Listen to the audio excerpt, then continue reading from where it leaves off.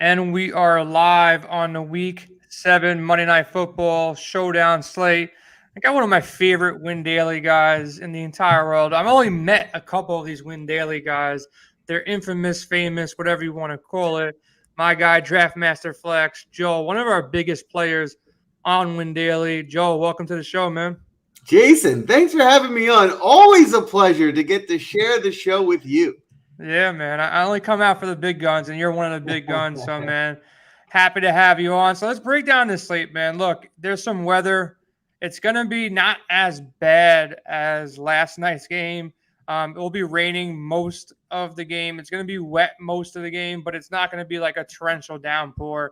But there will be like 15 to 20-mile-an-hour winds. So, look, we don't have good quarterbacks to begin with. With Geno and Jameis Winston here, so not expecting the doors to be blown off by these quarterbacks, but you also have a bad defense in Seattle. So if I was to lean on one side, I would say the Saints with Alvin Kamara have the edge, but my bet is on Seattle to cover. I've talked to the guys at Sharp all week. If you haven't downloaded the Sharp app, make sure you go ahead and do so.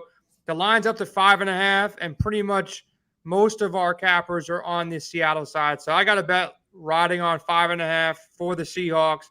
But I think both sides is going to be a pretty even game. So it's not like I'm like heavily leaning one side over the other. How are you feeling about this game as far as how it's going to play out game-wise before we start breaking down these players?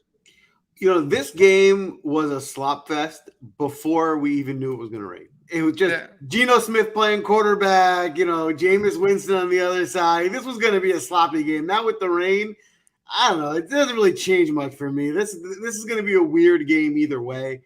There's a few things I think could be a little bit more, targeted because of the rain, right? Maybe they'll take some less deep shots, or maybe they'll target the running backs out of the backfield a little bit more, some things like that. But for the most part, it's going to be an ugly game, which I think is good for, if you're playing a big GPP tournament, there's some weird things that can happen. So maybe there's some guys we could find to target there.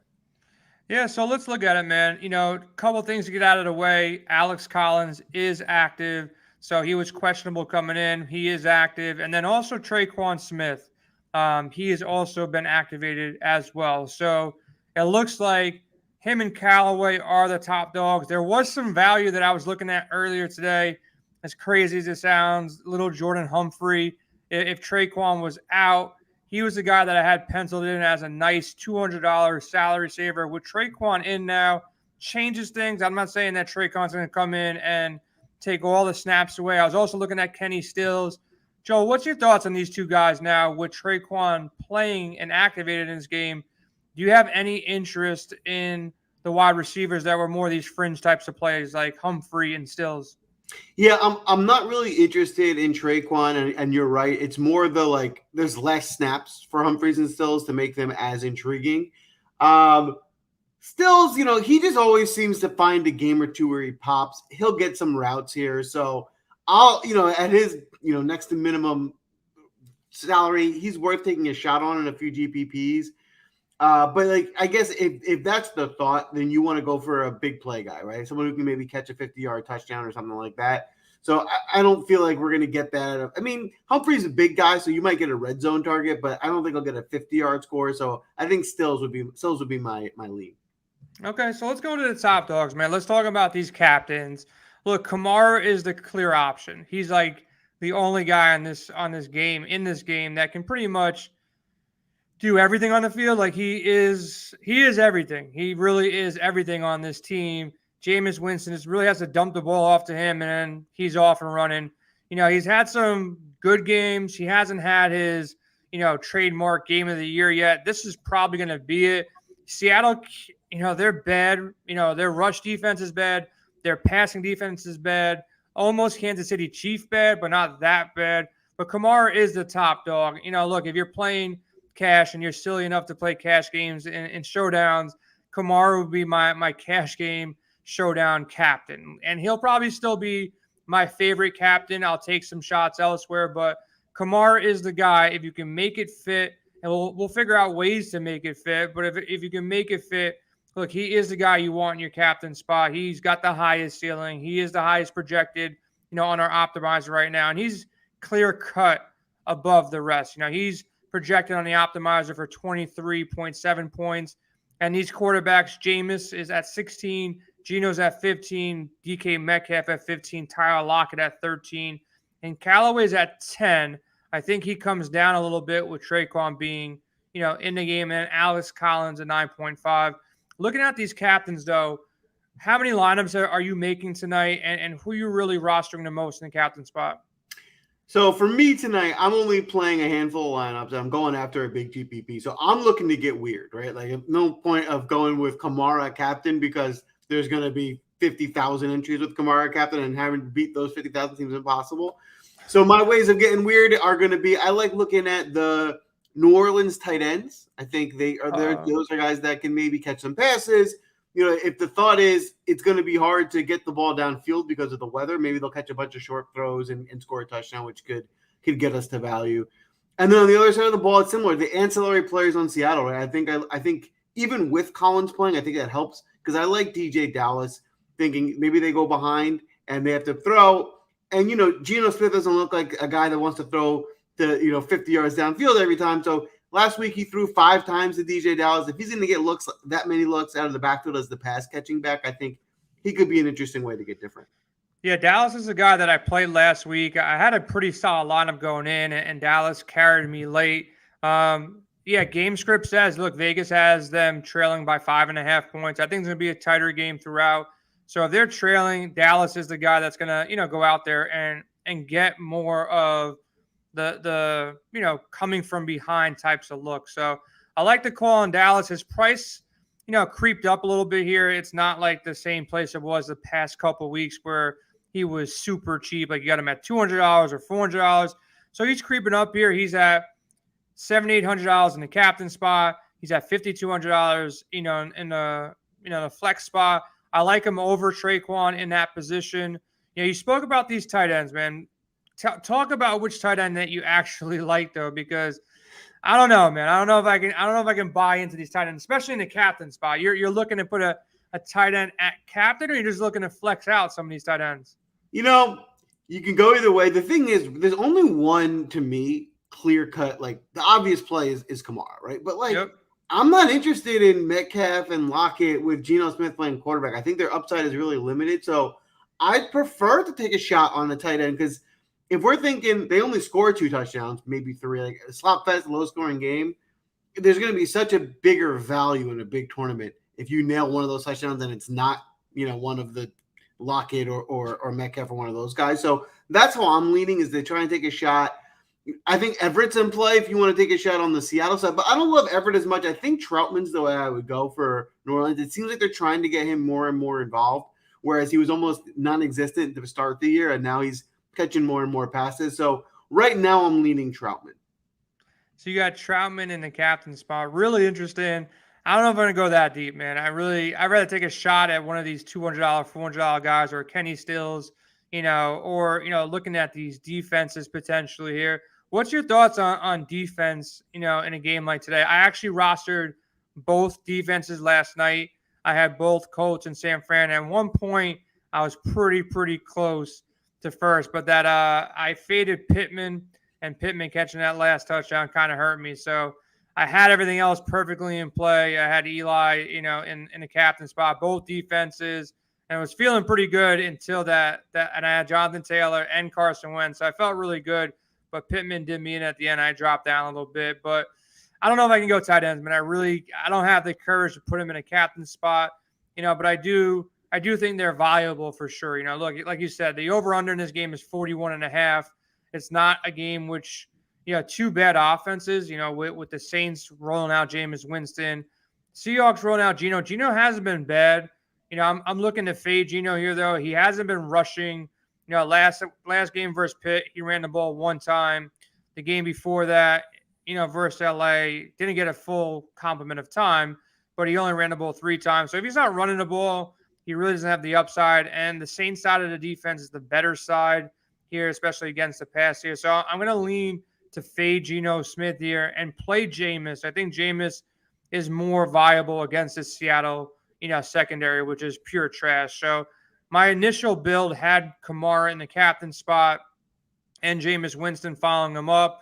But now with Traquan playing, it takes away that, that Saints wide receiver, cheap guys like Stills and Humphrey. Where are you going to here to save values? Or is it sticking to the tight ends, or are you just building so different in your captain spot that it allows you to go ahead and grab all those players that you do want to get?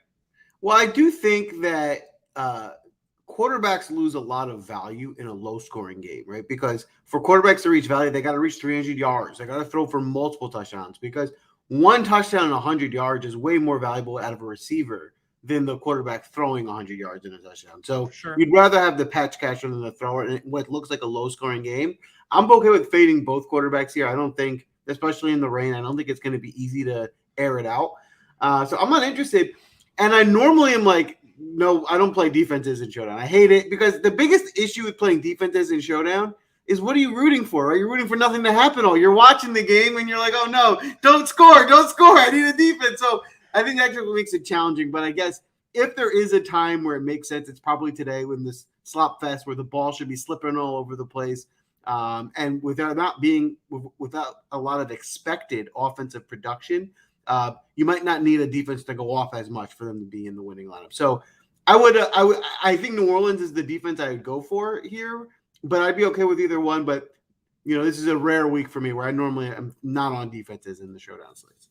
Yeah, I would definitely lean the Saints side of things. Saints all the way. But like you said, if it's sloppy out there. We saw so many fumbles last night, man. It was like one after another, and there's nothing these guys can do because it was just so wet. And, these linebackers and secondary, guys are really, they're playing up to it. They know how slippery it is. So they're not even trying to tackle. They're just throwing haymakers at the ball every single time through. So it's going to be the same kind of thing. And look, there was a couple plays that if they just scooped up the ball, and there was like 4 passes that I think I could have caught, as far as like interceptions went, like there was like right in their hands.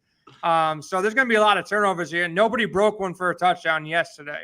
Doesn't mean it won't happen today, because you have 2 worse quarterbacks here. I think both these guys, will make mistakes. Will try to force things here. So I do like both defenses. That's another way to play this. Like, I almost prefer, if you're going to go all the way through and you're going to go ahead and, like you said, you might play a tight end. I almost prefer to play a defense there. I feel like a tight end, yes, they can go out there and score a touchdown, but I think a defense in the captain spot is a way to get different. It's not the funnest thing to root for, but you can root for a defensive touchdown. You can root against Jameis Winston. And, it's a play that if you do that, you really open up everything. Like, it's not too hard to build a lineup just for raw points. So I'm going to play around right now with the Saints defense in the captain spot. Who do you have outside of Kamara for raw points? If you had the freedom to go in there, how do you rank Kamara, Winston, Metcalf, Geno, Lockett, Callaway, Collins, and go down a little bit off the top? So here, I guess for my number 2 will have to be Metcalf. Just thinking they're going to throw to him. He's so big. I think it makes for a nice target for Geno just to kind of throw a couple up to. So I think his touchdown equity is probably the highest. I would think from a raw point perspective, Jameis is probably next. Just thinking they're going to win the game and score a lot of points. So that's got to come from somewhere. Mm-hmm. After that, I guess Lockett on paper would be the next guy, but then you're just kind of, to me, it's after that, it's anyone's game, right? Because none of these guys are big time, football players. These are all guys trying to make a name. None of these guys are established after those 4 guys we listed. So I think that's what makes the Showdown slate interesting, is that you can get different because you kind of have to. Yeah, so I want to see here. Look, if you lock Saints in the captain spot and you run out Kamara, Metcalf, Winston, you have 6,700 left for the last 2 spots here, which you can maybe take a shot on DJ Dallas at 5,200. That will leave you $1,500 left. What's your thoughts on Stills? And what's your thoughts? I want to ask you one last question. With Traquan playing, how much time do you feel like Stills and Humphrey will find their way, onto the field? How much time does Traquan take away from these guys? Well, it did feel like that Traquan was a true questionable. So though he's playing, I don't think he's going to get a full allotment of snaps. So I think they all will play, especially in really bad weather. You probably don't want someone who's injured, playing risking a re-injury. So I think he'll play, but I think everyone will get their snaps, and I think you'll see Stills out there. I think even Humphreys will get some snaps. So the problem is they all will limit each other, right? So now it's just mixed bag, and everyone's going to be coming out and in. So you're really taking a shot on somebody. My preference is still Stills. I think he has an affinity for finding a deep ball or something like that. So that's who I would roll with. But I know I wouldn't fault you for going with either Humphrey or Traycon himself. Yeah, Traquan in that lineup, you can actually roll a pretty nice lineup here with Traycon and Kenny Stills. Hoping that just remember this, man. Like people are lazy. People are building lineups this morning. People are building lineups this afternoon. There are people going all the way to lock. Don't get me wrong, but I would assume Traquan is going to be lower owned because all these optimizers had Traquan at 0 all day long until about 20 minutes ago. So his ownership definitely will creep up because he becomes, a hot button, type of player at 4,800. People are going to be penciling him in as wide receiver 2 here. So he's probably going to still be 20% owned, but he won't be like DK Metcalf, Lockett, and Callaway, which will all be like 35% and above. So I don't think Traquan's a bad play. I don't think it's a play that I'm going to go all in on. But I did make a lineup right now that has him in there. I think the Saints D make a lot of sense to kind of free up some salary there. DJ Dallas makes some sense.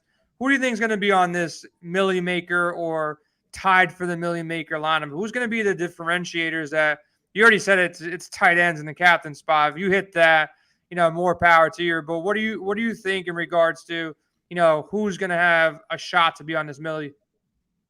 I think an interesting name for a Millie Maker winner could be a guy like Freddie Swain, who's the third receiver on Seattle. He gets a couple targets a game. All he needs to do is hit one. He scores, and then, he's your difference maker at a pretty low ownership. So that's a guy I would keep an eye on, is the third receiver on Seattle, Freddie Swain, who does get looked at, throughout the game. Our guy Glide, who's one of my favorite guys in Discord, big shout out to him. He says Lattimore is probably going to shadow DK.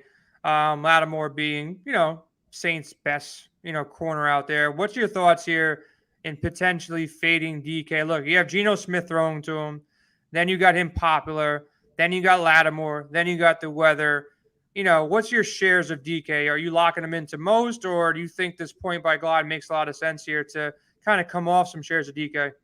So the point is very fair. I like the point, but my counter to the point is we already are expecting a low-scoring game, and we're already expecting low points. So DK doesn't have to do what he normally does, and his value could still be hit. So because of the low scoring, I'm not factoring the Lattimore thing as much. I think if it was nice weather and Wilson was playing, I think that would be a bigger factor. But because of the conditions, I don't think that matters as much. Okay. I'll ask you a couple more questions here. As far as strategy goes, if you're hand building and you're not using an optimizer for showdowns, what's your typical strategy when it comes to leaving cash left over? Is it something that you purposely try to build, lineups without leaving a bunch of cash over, with leaving a bunch of cash over? What range do you feel like is optimal to avoid ties, but also still have, a real shot at taking this thing down?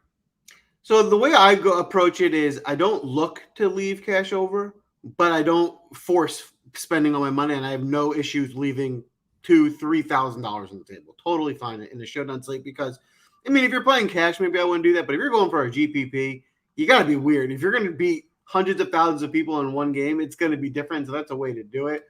The biggest factor for me when building is being different. So if you can get some weird like tight ends in your thing and get your ownership low, then leaving money on the table doesn't matter. But if you're struggling to find how you're going to keep your ownership low, then I think leaving a couple thousand on the table makes sense. Yeah, I kind of build the same way, man. Like what I actually do when I'm building, in regards to, my hand build lineups, I get like in a little zone here where I'm like, okay, I'm building with this core. Like right now, while we're talking, I'm building with the Saints defense in the captain spot. So as I'm building, I'm like, okay, that's one variation. How do I make another variation that's kind of similar to the variation I just built? And then I play it off there. So that's one way you can do it as well, where it's like you kind of lock in, the way you would normally go about things.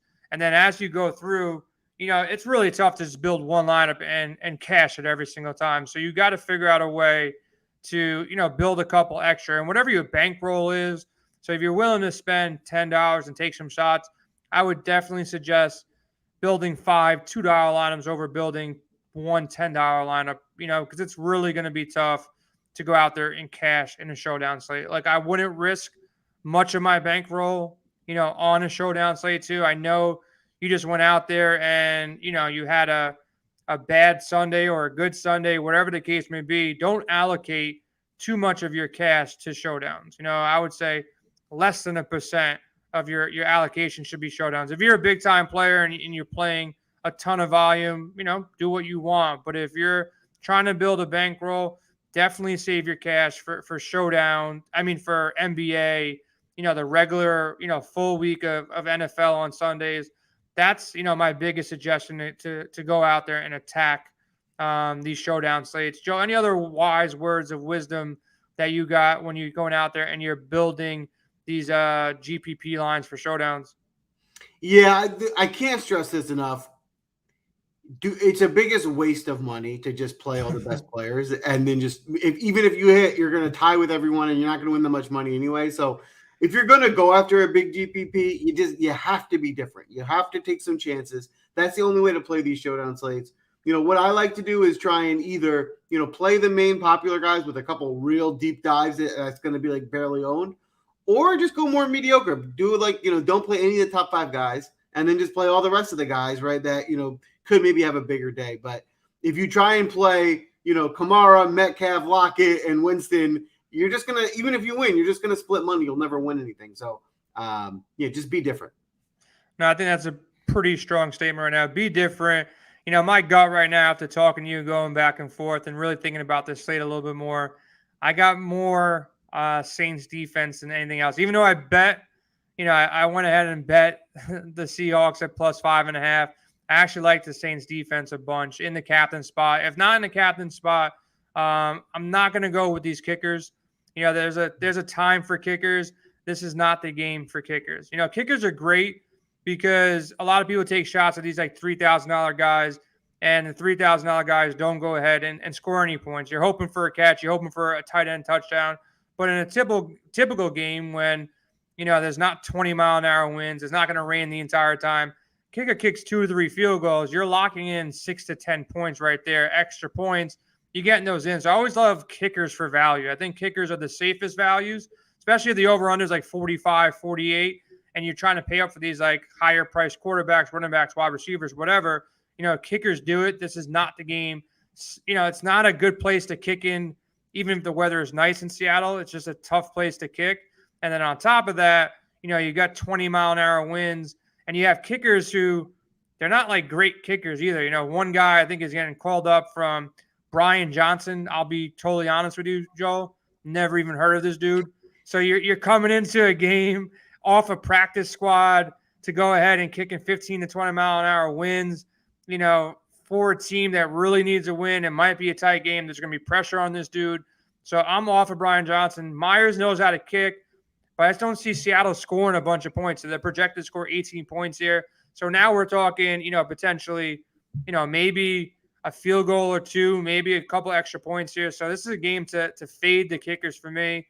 If I'm wrong, I'm wrong. It's showdowns. You got to take a stand somewhere. So I'm off the kickers here. I'm off of Geno Smith. I like the Saints defense. And, these pass catchers, they're definitely all in play. I got shares of Traquan, Humphrey, Stills, Callaway, and then on the backside, it's really just Lockett and Metcalf for me. I'm not playing too much Swain. I'm not messing with Disley and Everett too much. They can go out there and do their thing. But I did slide in some Troutman just for you because there's a reason why we're on this pod right now. So I got some Troutman, left over some cash. My call as the Saints defense is going to be on the winning lineup. Your call is Troutman? Yeah, I think Troutman scores a touchdown tonight. That's going to be my call. Yeah, if he scores a touchdown, he probably ends up being on the million maker line. And these tight ends, man, more than any other year have crushed showdowns. So I think it's a good call. Everybody can check out Joel's pod. Well, you got another one more point. thing before we wrap this up. I think there's an interesting thing I left out. Is Taysom Hill playing? I would assume he's playing. That's a good point. Of all games, this is the game where he's most interesting. And, they're going to be hard to throw. They might bring him in like a red zone package and let him get a few runs. And so I think of all games, he'd be, especially if his ownership looks low because he's not starting, I think he could be an interesting sneaky showdown play tonight. Well, let's see. Let's check the price because I have no shares of him right now. And now you make me want to, like, anytime someone mentions a name in Showdown, I have to build another lineup here. So let's see his price. I actually like that call here too. Some people are going to be crazy enough to throw this dude in the captain spot. No, Taysom's out, it looks like. So you don't have to worry about that. Yeah, concussion ruled out. So, maybe a reason to go out there and grab, potentially Alex Arma was popping in the optimizer. He's like the backup to Kamara. Might be an interesting play if they get up big or anything happens to Kamara. You never know. Sloppy conditions, rainy conditions. Arma was popping on the optimizer early, maybe for the simple reason that Taysom's not playing here. So, Arma he's projected. Look, it's crazy. It's Showdown. He's only projected for, 1 point. But if Peyton does something silly here and, somehow gets him involved, he sneaks into the end zone, I think that's a possible play there too. These $200 guys, just to, ramble off, I'm looking at the optimizer right now. As far as like the cheapest plays that'll be, has a shot to get in, it's Arma that's at number 3 as far as value goes. Garrett Griffin, number 2, another tight end for New Orleans. And then little Jordan Humphrey is the guy that, I don't think he's been adjusted down yet from Traquan being in, but he's definitely still like the 4th or 5th receiver. And Sean Payton uses all these weird sets, 4 receivers and stuff like that. And these guys are going to find their way on the field. So Stills is the safest, at 1,600. And the other guy you got to look at too is Ty Montgomery. I think he can maybe creep in. Ty is probably the guy at 800. Look, we're taking shots on showdowns. He's number 4 on the optimizer right now. So Montgomery is projected to have like 3 points. He hasn't been too involved, as of late. But like I said, man, with these showdowns, you're trying to take some shots. So I would definitely put him in a player pool. If you're going out there and running, 150 lineups, you definitely want to have 2 to 5% of Ty Montgomery. He wasn't involved last week, but in week 4, 3 catches for 42 yards. He rushed the ball 2 times. They're playing, from behind a little bit against the Giants there. So maybe late, and just crazy things happen, on these showdown slates. And with the weather here too, I think Montgomery is definitely a guy that you might want to slide into if you're building more than 10, 15 lineups. Like I built like 8, 9 lineups while we're talking. I have no Ty Montgomery shares, but if you're going past 10 to 15, that's when you got to get a little bit silly and put guys like that in. But Joe, appreciate you taking some time out and hopping on the pod. Good luck in your games. Like I said, I got Seahawks to cover the 5.5, but I also got a lot of Saints defense. So we're going to ride out. Good luck in your games, man. I'll talk to you later. Good luck.